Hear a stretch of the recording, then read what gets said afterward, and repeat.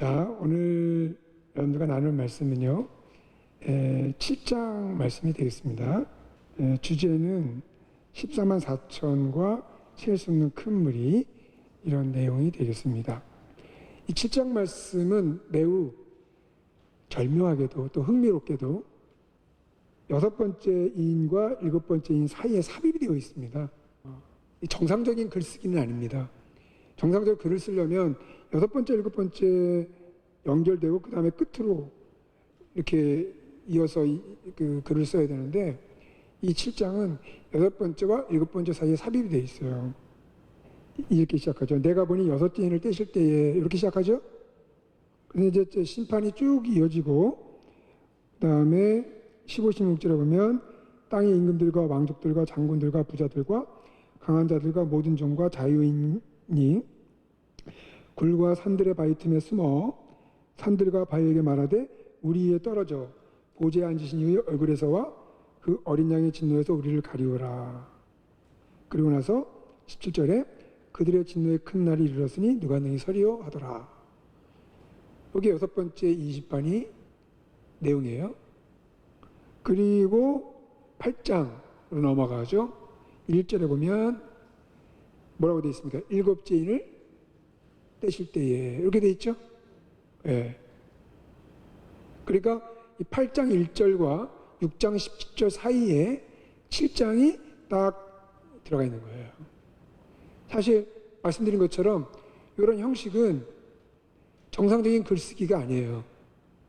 이것은 이렇게 글을 썼을 때는 특별한 이유가 있는 거죠. 어떤 목적이 있는 거죠. 이런 불편함을 감수하면서도 이런 내용을 여기다 가운데다 딱 집어넣는다는 것은 뭔가 특별한 의도가 있다는 거예요. 그게 뭔가, 일단은 이 6번째 인심판, 아까 우리가 읽었을 때 6장 17절에 어떻게 끝나죠? 누가 능히 서리요 그랬습니다. 진노의 큰 날이 이르렀으니 누가 능히 서리요. 말씀드렸죠? 지금 이 시대가 심판의 시대라고. 하나님의 진노가 임한 상태입니다. 누구나 사망 가운데 있어요. 이 사망에서 피할 방법이 없습니다. 진노의 큰 날이죠. 누가 능히 서겠느냐. 자, 이런 가운데 그럼 교회는 어떻게 되겠는가? 교회는 이런 하나님의 진노의 그런 그 피해를 입을 것인가, 해를 입을 것인가? 거기에 대한 답을 주고 있는 것이 바로 7장의 말씀이에요. 7장의 말씀. 다시 말하면 심판의 시대에 교회는 어떤 존재인가? 좀 더 포괄적으로 말하면 종말의 시대에 교회는 어떤 존재인가? 이 질문에 대한 답이 바로 7장에 주어진다는 것입니다. 그러니까 이 7장이 왜 여기에 삽입되어 있는 걸 아시겠죠? 말씀드린 것처럼 이 6번째 인심판, 7번째 인심판, 이 시대, 초림부터 재림까지를 심판하는 시대로 특징 짓는 내용들이란 말이에요.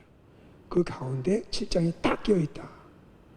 종말의 시대에, 심판의 시대에 교회는 어떤 존재인가? 하나님께서 교회를 어떻게 취급해 주시는가? 이 주제를 바로 7장에서 다루고 있습니다. 자, 7장은 두 문단으로 나눠집니다. 하나는 1절부터 8절에서 14만 4천이고요. 또 하나는 9절부터 17절에서 아무도 셀 수 없는 큰 물이. 근데 아주 절묘하게 이거하고 일단 이 표현에 있어서 좀 그 대조적인 특징을 보여줍니다. 14만 4천 셀 수가 있죠. 세 가지고 14만 4천이 됐잖아요. 근데 또 다른 주제는 셀 수 없는 큰 물이라고 되어 있습니다. 하나는 셀 수 있는 물이, 하나는 또 하나는 셀 수 없는 물이. 이렇게 서로 대조를 이루고 있는데, 이러한 주제들이 어떤 의미를 갖는지 한번 살펴보도록 하겠습니다. 자, 1절, 2절 같이 읽을까요? 한 목소리로 시작. 이일 후에 내가 내 천사가 땅 네모팅에 선 것을 보니 땅의 사방에 바람을 붙잡아 바람으로 하여금 땅에나 바다에나 각종 나무에 불지 못하게 하더라. 또 봄에 다른 천사가 살아계신 하나님의 인을 가지고 해돋는 데로부터 올라와서 땅과 바다를 해롭게 할 권세를 받은 네 천사를 향하여 큰 소리로 외쳐. 자, 여기 1절 이제 보면 두 종류의 천사가 있습니다. 하나는 네 천사고요. 또 하나는 다른 천사입니다. 네 천사, 다른 천사. 자, 네 천사가 하는 역할은 뭐냐면 바람을 붙잡고 있는 거예요. 바람을 딱 붙잡고 있는 거예요. 근데 이거는 바람을 못 불게 하기 위해서 붙잡고 있는 게 아니라 여차하면 바람을 놓아서 그 바람이 불어와서 땅이나 바다나 각종 나무를 해롭게 하기 위한 것입니다. 자, 그 다음에 다른 천사, 다른 천사 역할이 뭐냐? 이 천사는 하나님의 인을 가지고 있습니다. 하나님의 인을 가지고. 네. 그래서 이 네 천사가, 다른 천사가 이 네 천사에게 큰 소리로 외쳐서 말합니다. 다음 내용에 또 읽겠어요. 3절 4절. 자, 시작. 이르되 우리가 우리 하나님의 종들의 이마에 인치기까지 땅이나 바다나 나무들 해하지 말라 하더라. 내가 인침을 받은 자의 수를 들으니 이스라엘 자손의 각 지파 중에서 인침을 받은 자들이 14만 4천이니. 다른 천사가 하나님의 인을 가지고 바람을 붙들고 있는 네 천사에게 외쳐 말하기를 지금 이 내용입니다. 우리가 우리 하나님의 종들의 이마에 인을 칠 때까지 당신들이 바람을 놓아서 그 바람이 불어와 땅이나 바다나 나무들을 해하지 않도록 하십시오. 이렇게 말하고 있는 거예요. 여러분, 이걸 좀 달리 표현하면 지금 말씀드린 대로 네 천사가 바람 붙고 있지 않습니까?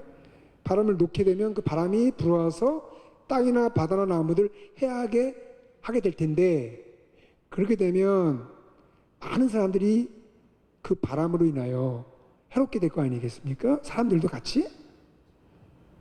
근데 거기에 누가 있냐면 하나님의 종들이 있는 거예요. 하나님의 종들이. 그래서 이 다른 천사가 하나님의 일을 갖고 있는 다른 천사가 네 천사에게 말하기를, 잠깐, 우리가 하나님의 종들의 이마에 인을 칠 텐데 인을 다 칠 때까지 바람을 놓지 마십시오. 이렇게 말하고 있는 겁니다. 자, 여러분, 여기에는 이 하나님의 인을 이마에 맞을 그 주인공들이 바람으로 인하여 해를 받도록 되어 있습니까? 받지 않도록 되어 있습니까? 받지 않아야 되는 거예요. 받지 않도록 되어 있는 것이죠. 여러분, 이런 설정은 처음 제가 서론적으로 말씀드린 것처럼 이 문맥 기억하시라는 거죠. 6장 17절 어떻게 시작됐어요? 이 진노의 큰 날이 이르렀으니 누가 능히 서겠느냐? 그죠? 궁금해요. 그러면 하나님의 자녀들도, 하나님의 백성들도 이 진노의 큰 날에 해를 받게 될 것인가? 궁금하잖아요. 거기에 대한 답을 주고자 하는 것이 바로 몇 장? 이 본문이란 말이에요. 그래서 이 본문 안에서 하나의 상황을 설정합니다. 어떤 상황을 설정하냐면 네 천사가 바람을 가지고 바람을 놓게 되면 바람이 불어와서 땅이나 나무나 바다가 해롭게 되어서 사람들도 같이 거기에 해롭게 하는 상황을 설정한 것입니다. 이 6장 17절 말씀에 대한 질문에 대한 답을 주기 위해서.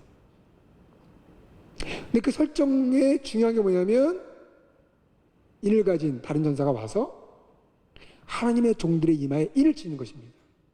자, 여러분, 이 하나님의 인, 이거 이제 새번역, 표준 새번역에서는 도장이라고도 말하는데, 예. 여러분들의 소유에다가 도장을 꽉 찍었어요. 혹은 여러분들 이름을 적었어요. 무슨 뜻입니까? 여러분들 소유란 뜻이죠? 하나님의 인을 쳤다? 무슨 뜻이에요? 하나님의 소유라는 뜻입니다. 특별히 고린도전서 12장 3절에 보면 성령으로 말미암지 않고는 예수를 주라 할 자가 없다. 다시 말하면 성령으로 인침을 받은 자가 아니면, 바꿔 말하면 성령으로 인침을 받은 자라면 누구든지 예수님을 뭐라 한다? 주님이라 한다 그랬습니다. 무슨 뜻이에요? 예수님이 주님이면 우리는 주님의 소유, 종이잖아요. 그렇죠? 바울식으로 이렇게 말한 거고요. 요한계시록에서는 하나님의 인침을 받았다. 하나님의 소유된 자다. 그럼 왜 하필 이마에다가 인을 치나요? 왜 이마? 이 당시에 노예를 사고 팔 때 말이죠. 노예를 사면 노예의 이마 혹은 손목, 제일 잘 보이는 곳이니까 거기에다가 그 산 주인의 이름의 이니셜을 딱 인을 쳤습니다. 그런 그 당시의 어떤 관습을 여기에 반영하고 있는 거예요. 그래서 여기 하나님의 종들, 그러면 요한계시록에서는 하나님의 백성을 가리켜요. 종들의 이마에 인을 쳤다. 다시 말하면 하나님의 소유된 백성은 절대로 그 어떠한 그 심판의 대상이 될 수가 없다. 자, 그런데 그 수를 세어보니 얼마가 돼요? 14만 4천이다. 자, 14만 4천, 여러분, 참 14만 4천이 많이 고생을 했습니다, 그동안. 여러 이단들에 의해서 잘못 오해되고 왜곡되고 해서,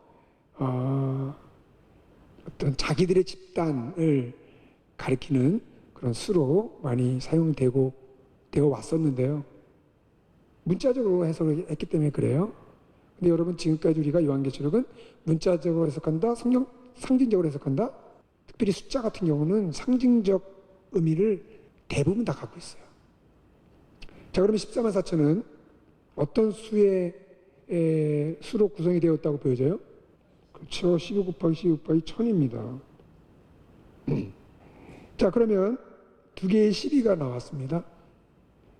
12는 하나님의 백성의 수라고 할 수가 있겠죠.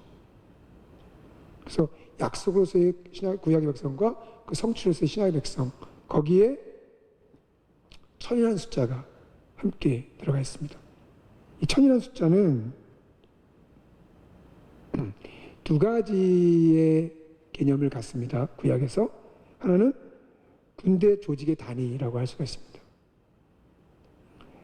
민수기 31장 4절에 보면 이스라엘 모든 지파에 대하여 각 지파에서 얼마씩? 1000인씩 싸움에 보낼지니라.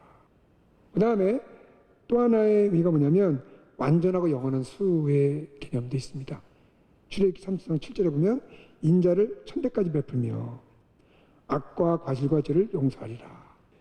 여러분, 하나님이 인자를 1000대까지 베푼다. 그러면 1000대까지만 베풀고 1001대에서 인자를 딱 거두신다는 뜻이 아니죠.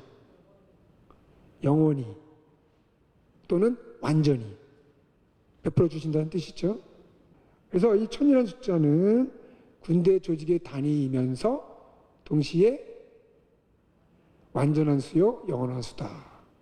그러면 여기 14만 4천에서 12 곱하기 12 곱하기 1000이다 라고 할 때 두 개의 12는 하나님의 백성, 온전한 하나님의 백성, 거기에다가 1000이라는 숫자가 이 두 가지 개념을 각각 적용하면 군대 조직으로서의, 전투하는 교회로서의 하나님의 백성의 뜻이 있겠죠? 플러스 영원한 숫자 혹은 완전한 수로서의 하나님의 백성, 더함도 없고 덜함도 없는 하나님께서 구원하시고자 하는 완전한 수로서의 하나님의 백성 13만 4천, 이런 뜻이 되겠습니다.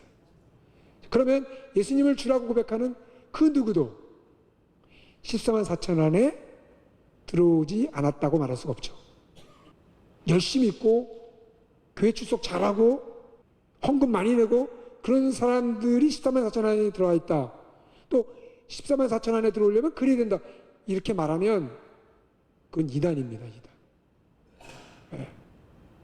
그것은 성경을 완전히 왜곡하는 것입니다. 소위 교회 안에서의 그 엘리트주의, 그런 비성경적이고 비기독교적이에요.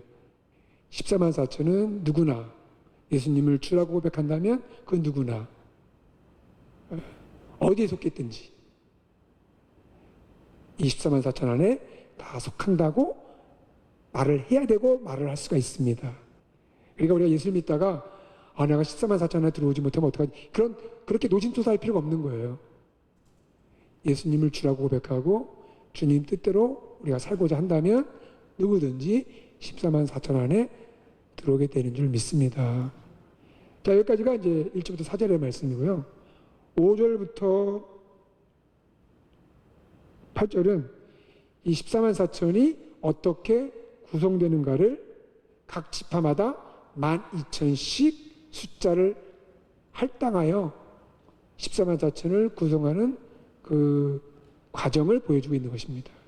그러니까 14만 4천은 이스라엘 12지파가 그 배경이 되는 거예요. 구약의 배경이 돼서 14만 4천의 의미를 이렇게 만들어내고 있는 것입니다. 뭐 어차피 여러분 우리가 지금까지 보면 요한계시록에서 구약을 배경으로 신약적인 의미를 많이 창출해내고 있는 거잖아요. 이상한 게 아니에요. 여기서 우리가 주목할 건 뭐냐면 처음 시작이 유다지파부터 시작된다는 것입니다. 보통 여러분 12지파의 그 목록을 쭉 나열할 때 일반적으로 어떤 지파부터 시작이 되나요? 르우벤입니다. 르우벤. 근데 여기 유다지파부터 시작되는 경우는 없어요. 이 본문이 성경에서 유일합니다. 굉장히 이것은 의도적이에요. 왜 그렇죠? 그렇습니다. 메시아적 공동체라는 거예요. 예수 그리스도의 메시아적 사역의 결과로 초래된 공동체, 그게 바로 24만 4천이 갖고 있는 특징이라는 거예요. 자, 그리고 여기 또 한 가지 특징이 하나가 뭐냐면 단지파가 빠졌어요. 단지파. 대신에 여기 보면 요셉하고 므낫세가 들어갔어요. 므낫세는 요셉의 아들이죠. 사실은 여기가 에브라임이 들어가야 되죠. 들어간다면 만약에 뭐 상관없어요. 요셉과 에브라임은 서로 소환될 수 있으니까. 근데 어쨌든 므낫세가 들어가는 바람에 지파가 하나 빠져야 되죠. 뭐가 빠진 거예요? 단지파가 빠진 거예요. 그러면 왜 단지파가 빠졌느냐? 아무 의미가 없습니다. 이유가 없습니다. 그래서 구약의 이런 지파의 목록들을 쭉 살펴보면 어떤 경우는 레위 지파가 빠질 때도 있어요. 특별히 민수기 1장 같은 경우는 군대에 나갈 만한 자들을 쭉 했기 때문에 레위 지파는 군대에 안 나가니까 뺐어요. 그러니까 이런저런 이유로 인해서 어떤 때는 뭐가 빠지고 어떤 때는 뭐가 빠지고 그런 들쑥날쑥한다는 거죠. 그래서 단지파가 빠진 이유가 뭐냐? 그냥 간단하게 말씀드리면 아무 이유가 없다. 이것도 굉장히 중요한 답이죠. 여기서 이제 한 가지 가장 주목할 것은 유다지파부터 시작된다는 것. 이렇게 이해하시면 되겠습니다. 자, 그래서 이제 1절부터 8절 말씀을 정리해 보겠습니다. 1절부터 8절은 14만 4천이 지상에서 전투하는 하나님의 교회 공동체가 왜 전투하는 특징을 갖겠습니까? 1000이라는 숫자가 군대 조직의 단위라고 그랬죠. 예, 전투하는 공동체. 그러니까 특별히 이게 또 전투하는 의미를 부여할 수 있는 것 중에 하나가 이게 뭐냐면 이게 민수한 거거든요. 민수가 뭔 뜻이에요? 백성을 세다. 민수. 이거 센 거거든요. 이러한 그 민수의 패턴이 민수기 1장에 나오잖아요. 민수기 1장 2장. 근데 민수기 1장 2장에서 왜 민수합니까? 전쟁에 나갈 만한 그 전쟁을 치르기 위한 그 정비한 거예요. 그래서 몇 명인가 숫자를 세고 또 정신도 가다듬고 그런 군대 조직의 어떤 의미를 민수기 1장 2장에서도 찾을 수가 있습니다. 천이라고 하는 것이 천부장해서 군대 조직이 다니기도 하지만 민수기 1장 2장의 배경을 통해서도 이 본문이 14만 4천을 이 본문에 나타난 14만 4천을 군대 조직의 단위라고도 얘기할 수가 있습니다. 자, 그래서 14만 4천이 지상에서 전투하는 하나님의 교회 공동체가 하나님의 심판의 대상에서 제외되며 어떻게 할 수 있습니까? 하나님의 심판에서 제외된다는 것을 어떻게 할 수가 있어요? 인침을 받았잖아요. 인침. 그래서 아까는 제가 하나님의 인애에 대해서 하나님의 소유라는 것만 말씀드렸죠. 근데 여기에 하나 더 붙이면 하나님의 보호. 소유이기 때문에 하나님의 보호가 있는 거죠. 그래서 하나님의 심판의 대상에서 제외되며 더 나아가서 하나님의 보호 가운데 있다는 사실을 보여주려고 한다. 여기에서 전투하는 교회 공동체의 승리는 보장된다. 이렇게 정리해 볼 수가 있겠습니다.